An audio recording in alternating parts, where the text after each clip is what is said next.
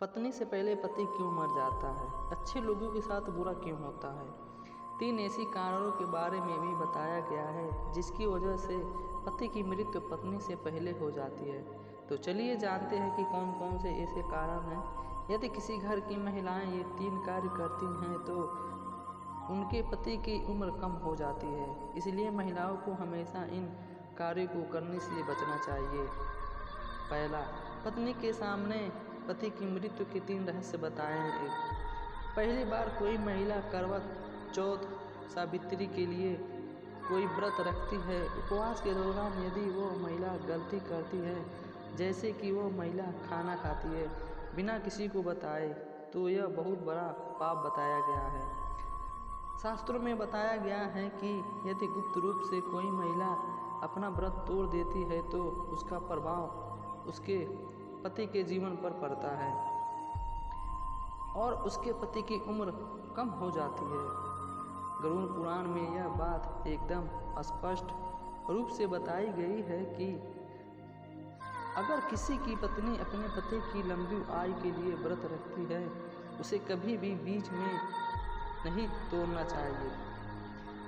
दोस्तों, आज द्वारा की गई यह गलतियां वो अपने पति को बार बार आती है। झूठ बोलना, झगड़ा करना, पति की कसम खाना, मनमानी करना, ऐसा रिश्ता टूट जाता है। गरुड़ पुराण में बताया गया है इस प्रकार की बातें पति की उम्र कम कर देती है। जो औरत पति की झूठी कसम खाती हैं, पति का अनादर करती हैं, पति को थप्पड़ मारती हैं या फिर पति को परेशान करती हैं, तो भी उसकी उम्र में प्रभाव देखने को मिलता है। दोस्तों, हमारे शास्त्रों में पति को परमेश्वर की तुलना माना गया है। यदि कोई ऐसी गलती करती है तो हमारे शास्त्रों में पति की परमेश्वर की तुलना माना गया है। यह तो निश्चित तौर पे उसके पति की उम्र में गिरावट देखने को मिलती है। जो महिला मांस खाती है, ये बहुत बड़ा गलती माना जाता है। आपको बता दें कि गुरुवार के दिन बाल किसी भी महिला को नहीं धोना चाहिए, अन्यथा उसके पति की उम्र कम होने लगती है। जब भी कोई महिला अपने मंगलसूत्र का पाठ करती है तो उसके मांग में सिंदूर होना आवश्यक है और उसके हाथों पर कंगन होना आवश्यक है, अन्यथा की स्थिति में भी पति की उम्र में प्रभाव पड़ता है और पति की उम्र कम होने लगती है। तो दोस्तों, आज के इस प्रश्न का उत्तर यहीं पर है। दूसरा, आज हमेशा अच्छे लोगों के साथ बुरा और बुरे लोगों के साथ बुरा क्यों होता है? अगर कोई बेईमानी करता है और लोगों को गलत करता है तो उसके साथ झूठ बोलता है, तब भी उसकी बरकत होती है।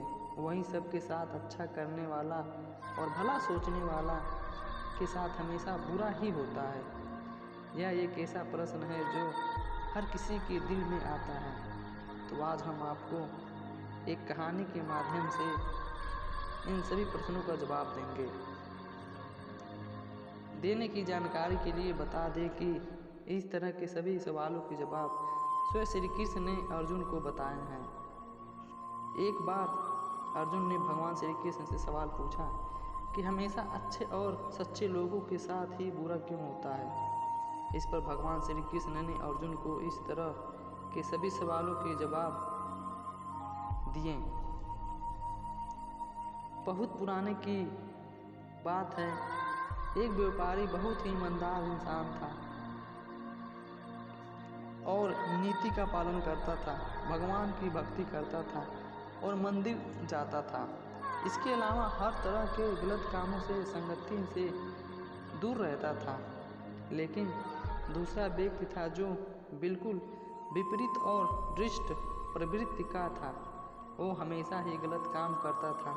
मंदिर जाने की बजाय वहाँ से पैसे और चप्पल चुराने, झूठ बोलना और नशा करता था।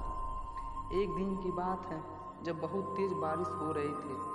उस समय हर कोई अपने घर में था और मंदिर के पुजारी उस लालची व्यक्ति ने पुजारी को मंदिर में अकेला देखकर मंदिर का सामान चुरा लिया और पंडित जी की नज़रों से भाग निकला। वही कुछ समय बाद वहाँ पे वह वाला व्यापारी आ गया। उस पर चोरी करने का इल्ज़ाम लग गया। वहाँ पे लोग जमा हो गए और व्यापारी को बुरा कहने लगे और जब मंदिर के बाहर निकला उसका एक गाड़ी से टक्कर मार दी, जिसमें वो बुरी तरह से घायल हो गया। और उधर तो बुरा व्यक्ति बोल रहा था कि आज तो किस्मत की चमक गई, एक साथ धन आप लग गया। जो व्यापारी ने यह बात सुनी तो हैरान हो गया। वो भगवान से नाराज़ होकर जीवन बिताने लगा। कुछ समय बाद दोनों ही व्यक्तियों की मृत्यु हो गई और दोनों यमराज के सामने गए।